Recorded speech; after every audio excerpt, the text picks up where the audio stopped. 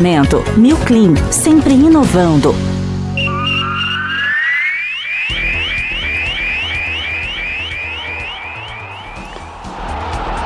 É hora de falar de esportes, é o bate-papo com o eclético Antônio Carmo em áudio e vídeo no nosso canal do YouTube em 102,9 para maior audiência regional do rádio Vale Paraibano. Tudo bem, Carmo? Ótima quarta-feira. Muito obrigado. Bom dia para você, Cláudio Nicolini. Um bom dia especial a todos que nos acompanham aqui na Band Vale. Muito bom, Antônio Carmo. Quarta-feira de jogo importante e decisivo para o basquete. Às 7h, no velho ginásio Pedrocão, em Franca. Franca e São José se enfrentam. É o segundo jogo da semifinal do Campeonato Paulista de Basquete. E para o São José ganhar o VC, nada fácil, hein, Antônio Carmo? Pedro Morila Fuentes, grande nome da história do basquete francano, que tem lá o nome no ginásio, o Pedrocão, que é o templo do basquete brasileiro, é o grande centro de jogos do basquete do Brasil, é o Pedrocão lá em Franca, um belíssimo ginásio, e que não virou arena ainda, né, pelo que eu sei, continua sendo o Pedrocão. E lá que o Franca manda os seus jogos, e lá que normalmente não dá ideia. Franca bate. Não, ninguém ouviu, né? E que Franca bate nos seus adversários. A Franca é favorito, Nicolini, isso é inquestionável, apesar de São José ter feito um bom jogo no domingo, liderou os 3 primeiros períodos, Franca virou o jogo no último período, quando conseguiu abrir 8 pontos de vantagem, né, e ganhou o jogo. Mas o São José vendeu cara a derrota, fez uma boa partida. Agora hoje vai ter que jogar mais do que jogou aqui no domingo em São José dos Campos para conquistar a vitória hoje e continuar lá em Franca, voltar para o hotel e amanhã ir de novo para o Pedrocão para tentar o título. Franca, atual campeão paulista, ganhou do próprio São José a decisão no ano passado. Franca, atual tetracampeão brasileiro do NBB, campeão sul-americano, enfim, é um time que começou realmente desde a chegada do Elinho Rubens, o Elinho Júnior, o time do Franca voltou a ser aquele time extraordinário. O Flamengo estava dominando o basquete brasileiro no NBB, tanto é que tem 7 conquistas das 16 edições do NBB, o Flamengo ganhou 7, mas Franca agora ganhou 4 seguidamente, e esse ano entra na competição que já começa agora em outubro também, como um dos favoritos para ganhar novamente. Então, voltando aí ao jogo de hoje, São José, se quiser provocar um terceiro jogo amanhã, vai ter que jogar muita bola, mas é muito difícil. No geral, ali, dentro de uma normalidade, Franca deverá vencer. Então, vamos ver o que o São José pode fazer. O basquete não oferece assim aquela possibilidade de muitos resultados surpreendentes como o futebol nos proporciona. No basquete, quando um time é melhor, geralmente ele ganha. Hoje, Franca deverá vencer, vamos ver, mas não, se o São José achar que já perdeu, melhor entrar em quadra, né? Tem que entrar e jogar tudo que pode. É isso, né? Ninguém ganha de véspera, meu querido Antônio Carmo. Então vamos acompanhar esse jogo que é importantíssimo. São José e Franca, 7h no ginásio do Pedrocão. Hoje, quarta-feira, Antônio Carmo, tem convocação da seleção brasileira. Daqui a pouquinho tem a lista do Mister Ancelotti. O que você está vendo aí nos bastidores? É aquilo mesmo? É João Pedro de centroavante? É Paquetá que vem? É Paquetá que vai? E é isso aí mesmo, Antônio Carmo? Nicolini, eu acho que nós vamos ter que engolir o mundo do ano que vem, enaltecido pela grande mídia que acha que ele é o novo Gerson, o novo Rivelino, o novo Rivaldo, o novo craque da seleção brasileira. É um jogador limitadíssimo, no meu modo de entender. Tá aí, né? Tá liberado, já veio para outra convocação. O que eu vi aí, é que vários jogadores que normalmente são convocados se machucaram nessas últimas rodadas. Ontem mesmo, o Marquinhos do PSG se machucou. Aí abre chance. E abre chance, né? Ontem, na outra rodada aí. E o Rafinha do Barcelona se machucou, o Alisson, goleiro, como sempre, se machucou, e aí então a gente tem uma redução já nessa possibilidade de convocações do técnico Carlo Ancelotti. Porque agora também, Nicolas, são 2 amistosos que pouco, no meu modo de entender, significarão para esta seleção brasileira, né? Vai mudar a história, ele levando lá, falam lá no Rio de Janeiro que Felipe Coutinho deveria ter uma outra chance. É um retrocesso desgraçado, né? Você colocar Felipe Coutinho aí tá jogando bem, jogando bem. O ano passado... Você falar para mim que vai levar um menino de 19 anos lá que tá fedendo a gol, tal de Ryan, para dar uma chance para ele, eu acho legal. Vamos levar o menino, ver como é que ele se sente, uma novidade, talvez não para a Copa, para o próximo ciclo, vamos ver como é que ele se adapta. Eu acho legal. Felipe Coutinho, a gente já sabe, né, o Antônio Carmo, quando estava no auge já era 7,8, no ocaso da carreira, pouco contribui, né? Não dá para ficar pensando nisso. Isso prova, Nicolini, o quanto o futebol brasileiro está estagnado, sem surgirem jogadores aí diferenciados. Quando você pensa nele... Você lembra quando o Dorival Júnior convocou o Lucas Moura de volta para a seleção brasileira também, né? Quando ele voltou para São Paulo? São jogadores que já passaram, já tiveram o seu espaço. Então tem que mudar. E lá no Vasco, quer convoca o Léo Jardim, goleirão, esse sim, tá jogando muita bola. Esse merece uma chance, faz tempo. Uma chance, um dos principais jogadores do Vasco, se não o principal aí, nesse ano de 2025.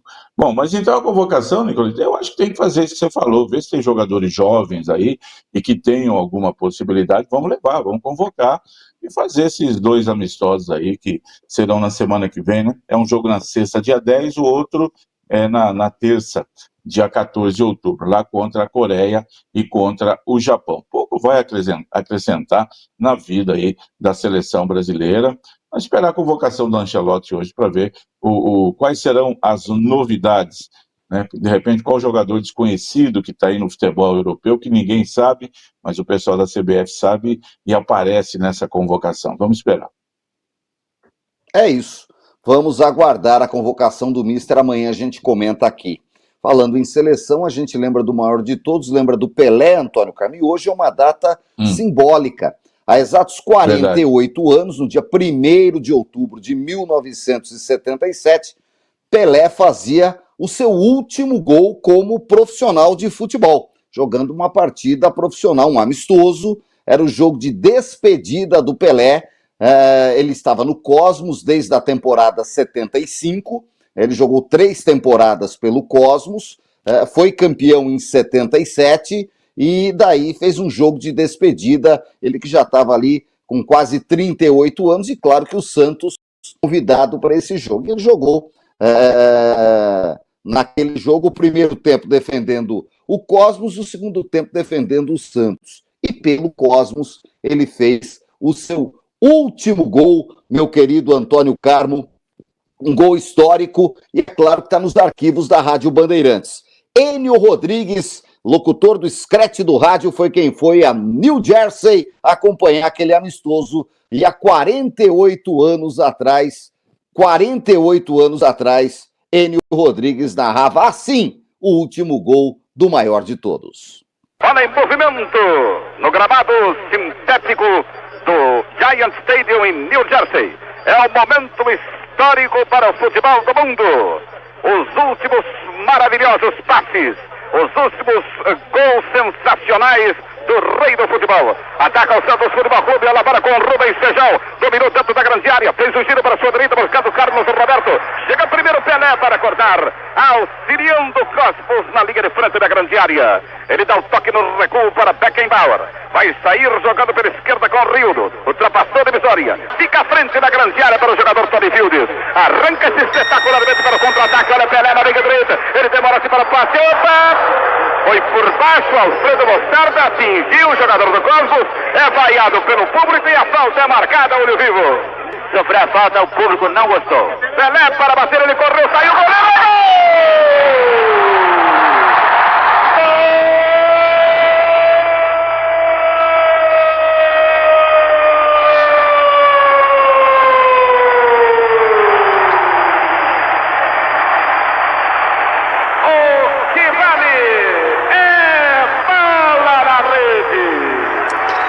Tá aí o jargão do Enio Rodrigues, o que vale é bola na rede, meu querido Antônio Carmo. Foi o gol do Pelé, o último gol de Edson Arantes do Nascimento há exatos 48 anos. Você lembra desse jogo, cara?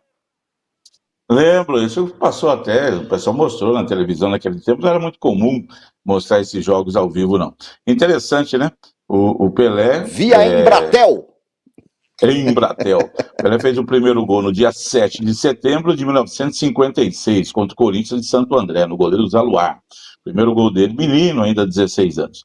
E o último gol já aos 37 anos, então, nessa partida do amistoso, Cosmos e Santos. Ele jogou o primeiro tempo pelo Santos, o segundo tempo pelo Cosmos, e fez a segunda narração do Enio Rodrigues. A gente ouve, né? Falta do Alfredo Mostarda, que brilhou no Palmeiras, depois foi para o Santos e teve uma passagem pelo Taubaté ainda no começo dos anos 80, aquele time do Taubaté que jogou o Paulistão de 1981. Alfredo Mostarda estava no Taubaté, faleceu agora recentemente, né?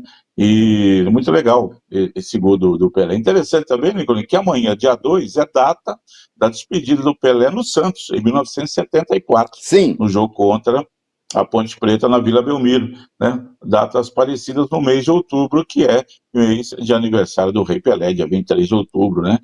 Que se comemora o aniversário de nascimento do Rei Pelé. Muito legal isso aí, a gente relembrando momentos históricos aí. Esse aí foi um grande momento, último gol da carreira do Pelé. 1.200 e tantos gols, esse foi o último, e quis o destino, né, justamente contra o time dele, o Santos Futebol Clube.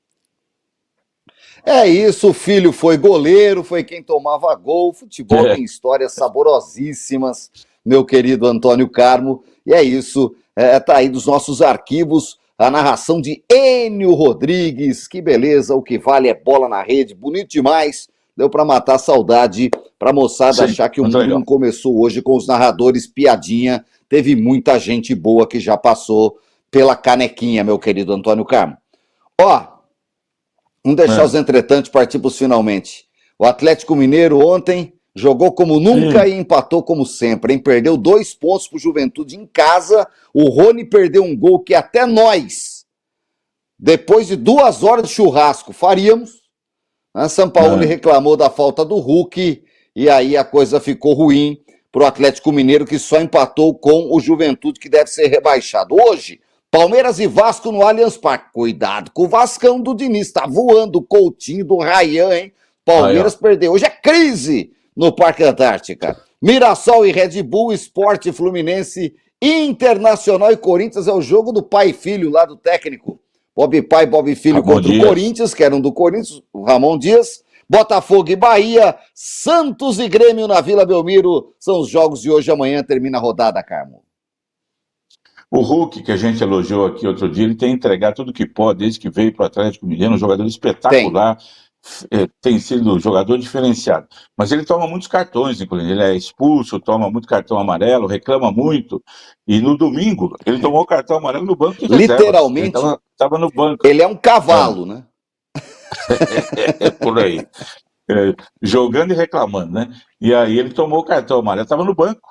O São Paulo estava poupando jogadores, aí ele ia entrar depois, tomou o cartão amarelo, foi o terceiro dele, não pôde jogar ontem. E o Atlético marcou o passo aí, pelo menos são 3 jogos sem sofrer gols, né, 2 vitórias por 1-0, um empate 1. Um empate muito ruim para os dois. O Juventude estaciona mesmo ali na zona de rebaixamento, o Atlético não consegue dar um salto maior ali. E para a rodada de hoje, Nicolas, jogos muito importantes, hein? Esse Palmeiras e Vasco. Palmeiras que perdeu do Bahia, perdeu uma longa invencibilidade de 11 jogos no Brasileirão, precisa da vitória se quiser pensar em título ainda, não pode tropeçar. E o Vasco vem animado, 4 jogos sem perder, fazia tempo que isso não ocorria lá pelos lados da Cruz de Malta. Vasco 4 jogos sem perder, tá bom, e vamos ver esse jogo, o que acontece no Allianz Parque aí, se o Vasco vai dar trabalho para o Palmeiras. Só falta o Felipe Coutinho, que nós falamos, e fazer um gol de falta, aí pronto, aí todo mundo vai falar, tá vendo, é o que falta na seleção, precisa dele, mas não vai fazer não, tá certo? O Mirassol, no Clássico Paulista contra o Red Bull, se ganhar, né, dá uma continuidade ao ótimo trabalho que vem sendo feito. Inter e Corinthians, olha nesse jogo aí, o Corinthians com 29 pontos, vem de uma derrota dolorida para o Flamengo, um jogo que ele teve tudo para ganhar, e se perder, ele pode ser ultrapassado, vai ser ultrapassado pelo próprio Internacional e pode ser ultrapassado pelo Santos e ganhar do Grêmio.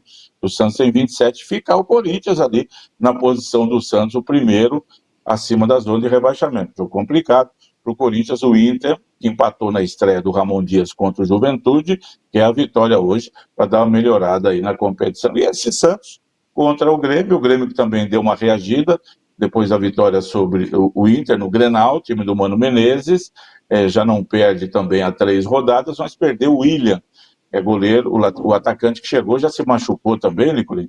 Jogadores vêm da Europa e, via de regra, se machucam aí, né? Não terá o goleiro, tá machucado também, o Thiago Volpe, que é o goleiro do Grêmio. O Grêmio tem vários desfalques por contusão hoje nesse jogo contra o Santos que continua sem o Neymar.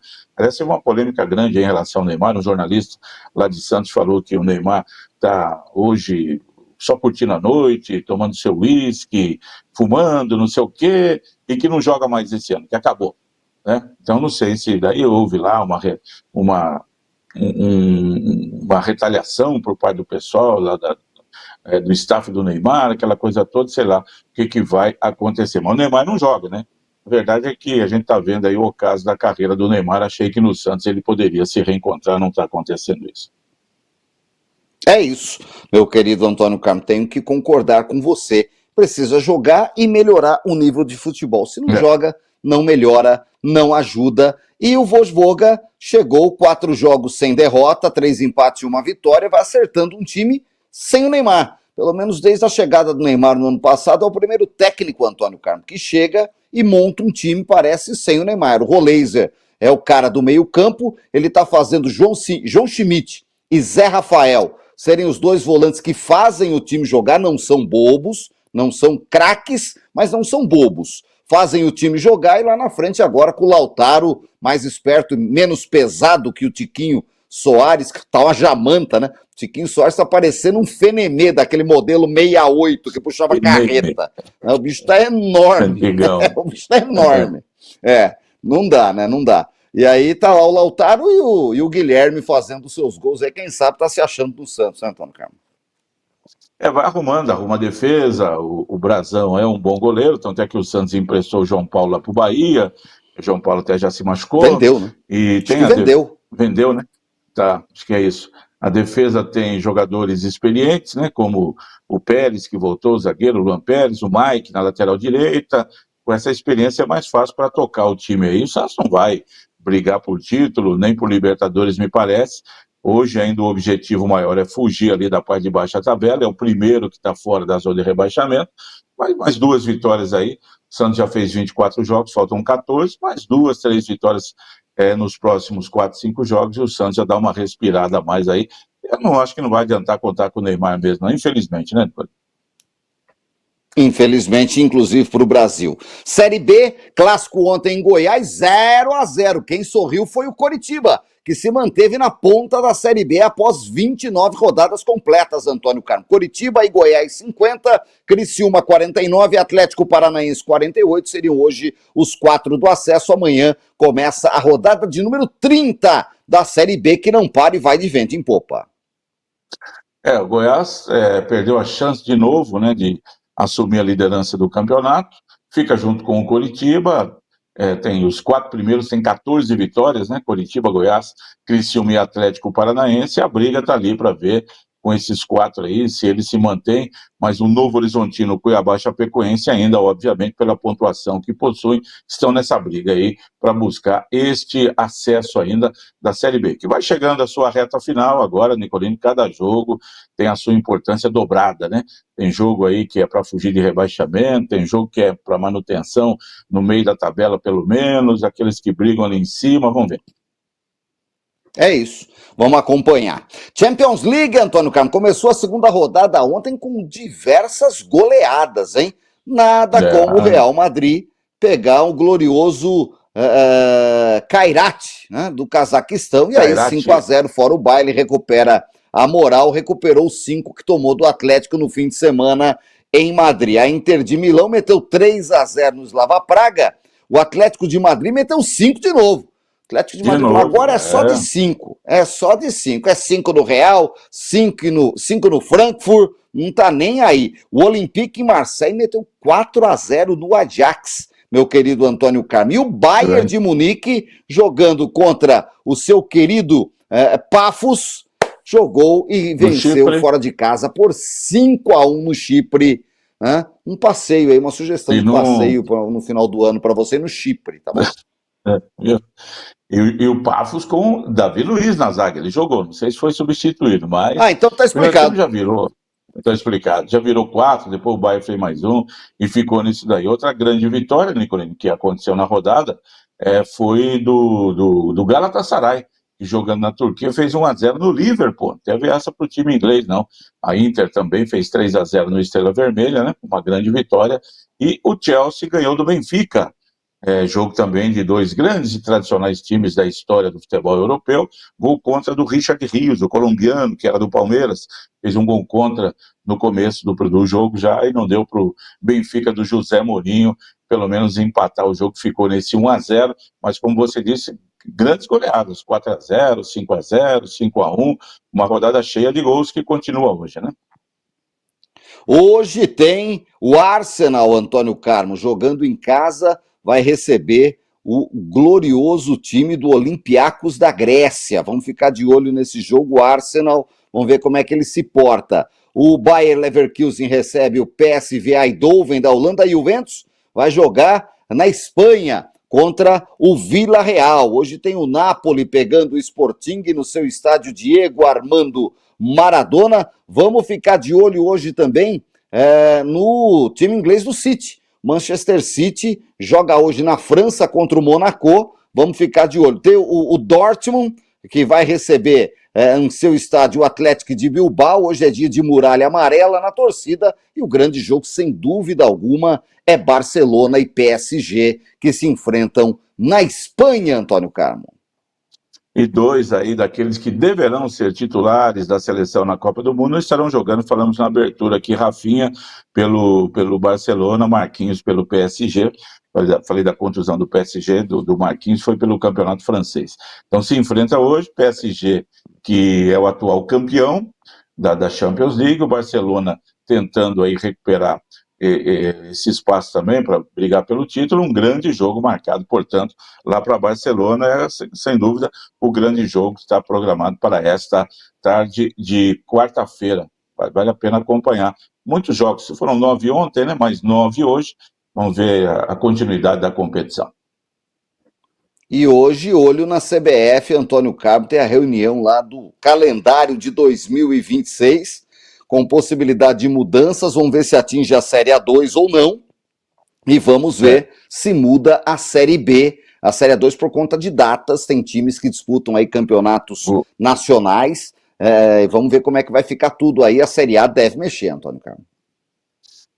Foi definido ontem, já está falado, o presidente já deixou acertado, Samir Chaud, que os estaduais terão 11 datas, eram 16.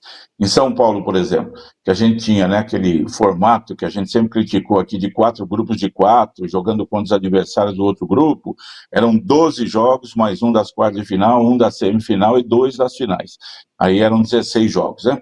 Então, o que se acontecer isso? Pegar os 16 times hoje, dividir em 2 grupos de 8, 7 jogos para cada time, e aí já vai no mata-mata. Semifinal, né? E final. Para chegar nos 11. Pronto. Agora, Nicolini, na Série A2... Aí dá para fazer 11 datas, com 2 jogos de semifinal e 2 jogos de final. Eu não sei se precisa, na Série A2, Série A3, Nicolini, também reduzir drasticamente isso daí. Porque aí os times da Série A1, todos eles têm um calendário nacional. Da Série A2 é um ou outro. A Ferroviária, que está na Série A2, o Ituano, que jogam a Série B, a Série C do Campeonato Brasileiro. Mas eu acho que dá para esticar um pouco mais a Série A2. Série A3 não tem ninguém. Pode jogar o campeonato com tranquilidade aí, começando um pouco mais para frente e esticando um pouquinho mais. E na Série A2, eu penso assim, você pode esticar mais o campeonato, e mesmo que já comece o Campeonato Brasileiro, o time que está jogando a Série A2 intercala. Ele joga na Copa Paulista, foi assim, os jogos eram só domingo no fim de semana, e quando tinha jogo, você muda, puxa para o meio de semana. Ali a tabela e faz.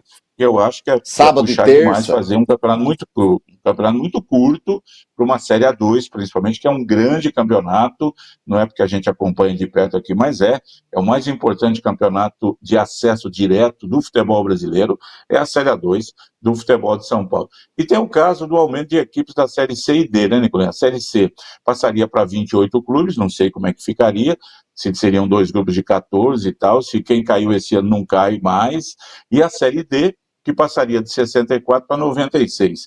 E esse aumento, teoricamente, poderia até favorecer o Taubaté, dentro de uma escalada aí que seria, tem que ver direitinho se vai ser isso mesmo, se passa de 4 para 6 times em São Paulo, e se a coisa vai funcionar dessa maneira. Se for tecnicamente, os 2 que caíram da Série A1 esse ano, a Inter de Limeira já subiu para a Série C do Brasileiro, e o Água Santa se manteria na Série D pela campanha dos 32 melhores deste ano, então você iria para a Série A2, daria uma vaga para o Capivariano, que é o campeão da Série A2, e o Primavera, que já está na final da Copa Paulista, pode ser campeão da Copa Paulista, ele teria vaga na Copa do Brasil e no Brasileirão da Série D. E o 15 de Piracicaba, que também poderia entrar aí pela Copa Paulista. Aí sobraria ainda uma vaga que entraria para o terceiro colocado do ano do Paulistão desse ano, que é o Ituano. Mas o Ituano já está na Série C do Brasileiro. Então pegaria o 4º colocado, que é o Taubaté. Então veja você, se tudo isso ainda são conjecturas. Vamos esperar a definição hoje, mas pode acontecer. Vamos esperar, amanhã a gente conta tudo aqui, Antônio Carlos. Final de semana tem Gabriel Bortoleto com a sua Sauber, Grande Prêmio de Singapura, corrida de rua, a Band vai mostrar, mas amanhã a gente fala mais. Excelente quarta-feira para você, até amanhã. Hoje tem o Brasil, em Brasil Sub-20 contra o Marrocos, Copa do Mundo de Futebol Sub-20 no Chile. O Brasil estreou empatando com o México, domingo 2-2. Não, o Marrocos, essas coisas, não é fraquinho, não. Estreou ganhando da Espanha por 2-0. Hoje, contra o Brasil, tudo é mais difícil, né, Nicolás? Antigamente era isso aí, era esse 5-0. Hoje, assim, sub qualquer coisa. Contra o Marrocos, 5-0. Passa a caderneta para eles assinar aqui a freguesia e vamos embora, né? Segue o barco. Vamos acompanhar. Era assim, não é mais. Um abraço, Cláudio Nicolini, para você e aos amigos todos que nos honram sempre com a audiência aqui no Bate-Papo Esportivo. Uma excelente quarta-feira, hein, gente? Até mais. Saia do impedimento. Na Band Vale, Bate-Papo Esportivo, com Cláudio Nicolini e Antônio.